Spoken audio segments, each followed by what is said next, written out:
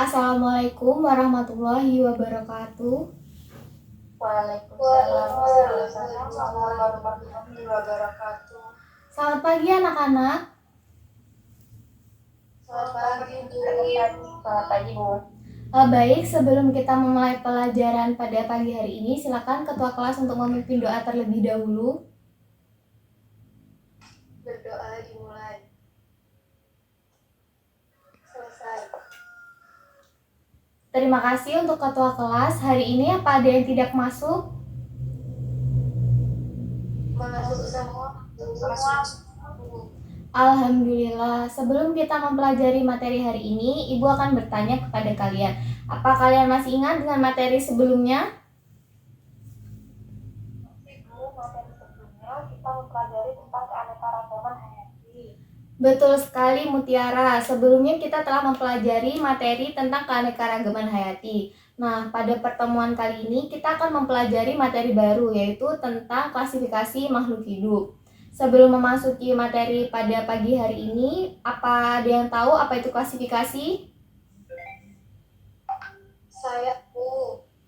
Iya, Ika. Klasifikasi adalah pengelompokan makhluk hidup berdasarkan persamaan ciri atau keseragaman, perbedaan ciri atau keanekaragaman berdasarkan ciri morfologi, fisiologi, dan anatomi, cara hidup, tempat hidup, daerah penyebaran, dan sebagainya. Makin banyak persamaan ciri, makin dekat hubungan kekerabatan. Bagus sekali Ika. Nah, pada pertemuan kali ini kita akan membahas lebih tentang klasifikasi makhluk hidup. Nah, tujuan pembelajaran yang akan kita capai pada pembelajaran hari ini yaitu peserta didik dapat memahami sistem klasifikasi makhluk hidup dalam 5 kingdom dengan baik dan benar. Model pembelajaran yang akan kita capai pada hari ini model pembelajaran yang akan kita pakai pada hari ini adalah model jigsaw, di mana Ibu akan membagi kalian dari beberapa menjadi kelompok asal, menjadi kelompok ahli. Dan di sini Ibu akan memberikan LKPD yang akan kalian diskusikan dan presentasikan hasil diskusinya. Perhatikan di depan, apakah sudah terlihat? Sudah, Bu. Di sini kita akan mempelajari tentang klasifikasi makhluk hidup. Yang pertama akan kita pelajari yaitu tentang sejarah klasifikasi. Yang kedua yaitu sistem klasifikasi.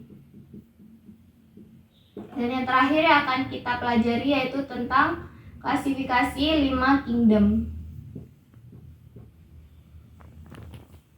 Baik, perhatikan ya anak-anak. Yang pertama yang akan kita pelajari yaitu tentang sejarah klasifikasi makhluk hidup. Nah, klasifikasi makhluk hidup ini pertama kali diungkapkan oleh Aristoteles. Ia berpendapat bahwa makhluk hidup dibedakan menjadi dua, yaitu hewan dan tumbuhan. Kemudian, teori tersebut dikembangkan oleh John Ray pada abad ke-16. Ia mengatakan bahwa kelompok makhluk hidup terdiri dari jenis dan juga spesies. Hingga baru pada abad ke-19 makhluk hidup digolongkan menjadi sangat spesifik, tepatnya terbagi menjadi 5 kingdom. Nah, teori 5 kingdom ini diungkapkan oleh Robert H. Whittaker. Teori ini kini dikembangkan menjadi 6 kingdom dan 7 kingdom. Namun, yang dan standar digunakan sebagai acuan adalah klasifikasi 5 kingdom oleh R.H. Whittaker.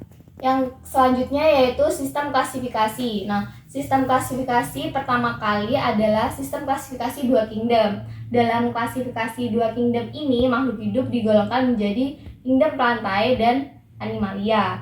Muncullah sistem klasifikasi berdasarkan cara memperoleh nutrisi atau makanannya. Dalam sistem ini, makhluk hidup dibedakan menjadi 3 kingdom, yaitu kingdom plantae, animalia, dan fungi. Setelah itu timbullah klasifikasi sistem 4 kingdom, meliputi kingdom Monera yang beranggotakan makhluk hidup yang bersifat prokariotik serta kingdom fungi, plantae, dan animalia itu makhluk hidupnya bersifat eukariotik.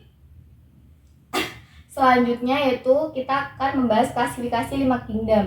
Yang pertama yaitu ada kingdom Monera. Nah, kingdom Monera ini adalah makhluk hidup yang tidak mempunyai membran inti. Meskipun tidak memiliki membran inti, organisme ini memiliki bahan inti. Nah, kelompok Monera sendiri itu ada Eubacteria dan Archaebacteria. Yang kedua yaitu ada kingdom Protista. Protista adalah kingdom makhluk hidup yang terdiri dari satu sel atau banyak sel yang memiliki membran inti. Protista dikelompokkan secara sederhana seperti protista mirip hewan, protista mirip tumbuhan, dan protista mirip jamur. Yang ketiga ada kingdom fungi. Apa sih kingdom fungi itu? Nah, kingdom fungi sendiri itu merupakan kingdom makhluk hidup yang tidak memiliki kloroplas. Tubuh jamur ada yang terdiri dari satu sel berbentuk benang atau tersusun dari kumpulan benang. Kelompok fungi sendiri ini terdiri dari semua jamur kecuali jamur lendir dan jamur air. Yang keempat yaitu ada kingdom Plantae. Kingdom Plantae adalah makhluk hidup bersel banyak atau mempunyai kloroplas. Di dalam kloroplas terkandung klorofil. Oleh karena memiliki klorofil, maka tumbuhan dapat melakukan fotosintesis. Nah, tumbuhan pada kingdom Plantae ini terdiri dari lumut, tumbuhan paku, tumbuhan berbiji berbuka, dan tumbuhan biji tertutup. Yang terakhir yaitu ada kingdom Animalia. Nah, Animalia adalah kingdom hewan. Sel-selnya mempunyai membran inti dan tidak memiliki kloroplas. Pada dasarnya, kingdom Animalia terdiri dari vertebrata dan invertebrata atau hewan bertulang belakang dan hewan yang tidak memiliki tulang belakang. Setelah penjelasan dari Ibu barusan, adakah yang bisa menyebutkan salah satu dari ciri 5 kingdom tersebut? Ayo, siapa yang bisa, anak-anak?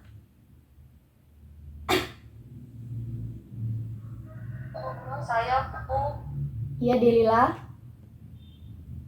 Ciri utama dari kingdom Plantae yaitu eukariot, multiseluler, bersifat autotrof dengan melakukan fotosintesis.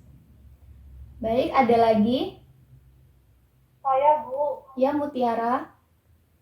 Ciri utama dari protista yaitu eukariotik, uniseluler atau multiseluler yang sederhana, bersifat autotrof atau heterotrof dengan cara menyerap atau menelan makanan. Betul sekali, beri aplaus untuk Delila dan Mutiara. Selanjutnya, Ibu sudah membagi kalian dari beberapa kelompok yang meliputi kelompok 1 itu terdiri dari Monica, Egi, dan Delila. Kelompok 2 ada Ana, Firda, dan Ika. Kelompok 3 ada Indah, Afiga, dan Mutiara.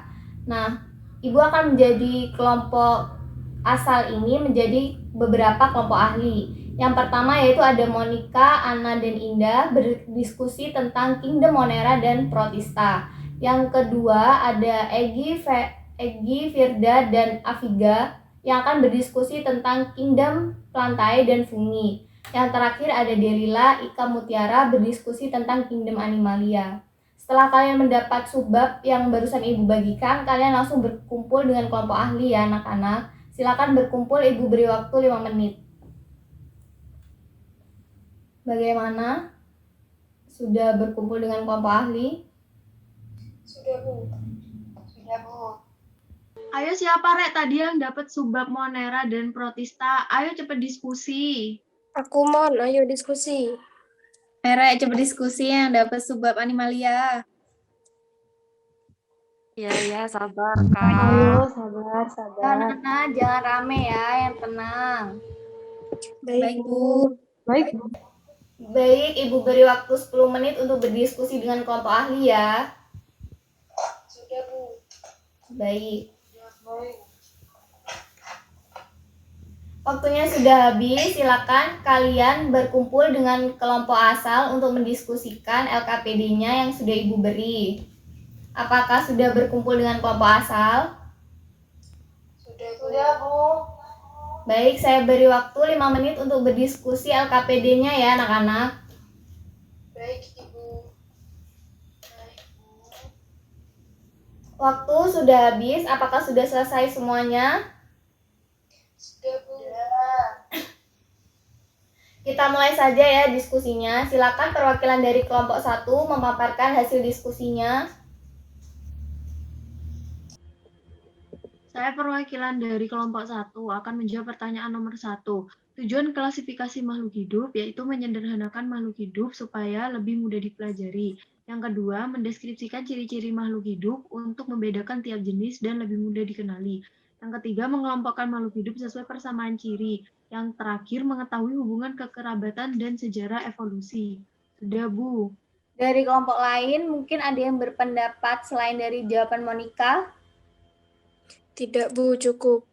Oh, cukup baik. Kita lanjutkan ke soal nomor 2. Silakan yang mau menjawab. Saya, Bu, perwakilan dari kelompok 2.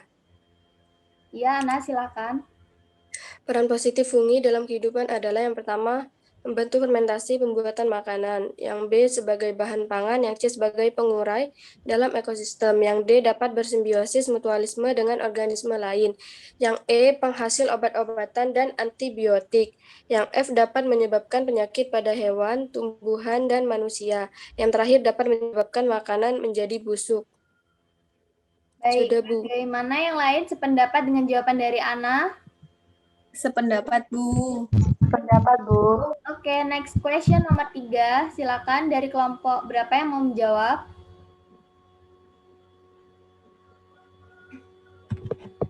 Baik, Bu.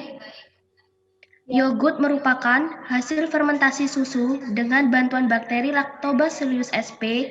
Selain Lactobacillus sp, beberapa bakteri yang digunakan dalam fermentasi makanan dan minuman diantaranya yang pertama, nata de coco merupakan hasil fermentasi air kelapa dengan bakteri Acetobacter psyllinum. Yang B, mentega merupakan hasil fermentasi susu dengan Streptococcus lactis. Yang C, sosis merupakan hasil fermentasi daging dengan Pediococcus cerevisiae. Itu saja yang dapat saya sampaikan, Bu. Beri aplaus untuk Afida. Kita lanjut ke pertanyaan yang terakhir ya anak-anak. Coba untuk Ika menjawab pertanyaan nomor 4. Baik, Bu. Gimnospermae atau tumbuhan berbiji terbuka dikatakan mengalami pembuahan tunggal karena hanya mengalami satu kali peleburan sel generatif dengan ovum untuk menghasilkan zigot. Sedangkan Angiospermae atau tumbuhan berbiji tertutup disebut mengalami pembuahan ganda karena generatif membelah menjadi 2. Kemudian inti generatif 1 membuahi ovum dan menghasilkan zigot, sedangkan inti generatif 2 membuahi inti kandung lembaga sekunder dan menghasilkan endosperm atau 11 cadangan makanan bagi pertumbuhan zigot. Tepat sekali jawaban Ika, beri aplaus. Baiklah, sudah terjawab semua pertanyaan. Simpulkan ke depan jawabannya. Jangan lupa tulis anggota kelompok dan absennya ya. Baik, Ibu. Nah, untuk mengetahui pemahaman kalian, silakan kerjakan post test yang telah Ibu berikan. Ibu beri waktu 5 menit ya, Nana.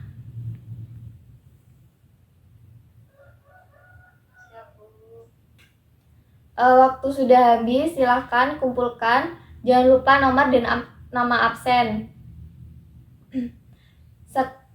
Sekarang Ibu bertanya apa saja yang termasuk ke dalam sistem 5 kingdom dan sebutkan salah satu karakteristik dan contoh makhluk hidup dari kingdom tersebut. Ayo, siapa yang bisa? Ya, Bu. Ya, Monica. Monera, protista, fungi atau jamur, plantae atau tumbuhan, animalia. Salah satu karakteristik dari kingdom fungi yaitu uniseluler atau multiseluler. Eukariotik mencari makan dengan menyerap atau absorpsi dan bersifat parasit atau saprofit. Untuk contoh makhluk hidupnya seperti jamur merang, jamur kuping, jamur tempe, dan ragi tapai. Betul sekali. Nah, sekarang ada yang bisa menyimpulkan pembelajaran hari ini? Saya, Bu. Ya, Delila, silakan.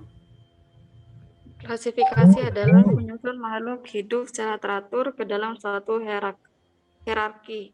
Sistem penyusunan ini berasal dari kumpulan informasi makhluk hidup secara individual yang menggambarkan kekerabatan. Adapun tujuan klasifikasi makhluk hidup yaitu untuk mengelompokkan makhluk hidup berdasarkan persamaan ciri-ciri yang dimiliki, mengetahui ciri-ciri untuk mengetahui hubungan kekerabatan makhluk hidup tersebut. Sistem klasifikasi makhluk hidup dibagi ke dalam 5 kingdom, yaitu Monera, Protista, fungsi perantai, dan Animalia. Terima kasih Delila. Nah, baik anak-anak, manfaat mempelajari tentang klasifikasi makhluk hidup antara lain yaitu memudahkan kita dalam mempelajari makhluk hidup yang sangat beraneka ragam ini. Nah, selain itu, untuk dapat mengetahui hubungan kekerabatan antara makhluk hidup satu dengan yang lain. Jika dalam suatu kelompok makhluk hidup terdapat persamaan, berarti memiliki hubungan kekerabatan yang dekat. Nah, klasifikasi ini juga berperan dalam mengetahui perkembangan dan proses evolusi suatu makhluk hidup.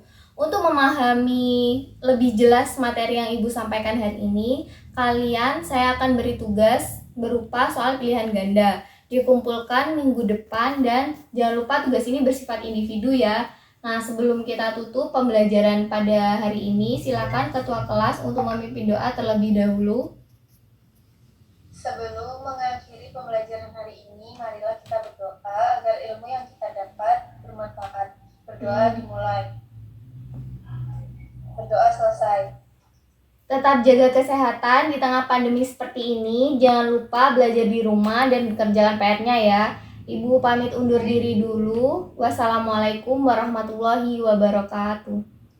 Waalaikumsalam warahmatullahi wabarakatuh. Terima kasih anak-anak. Sama-sama.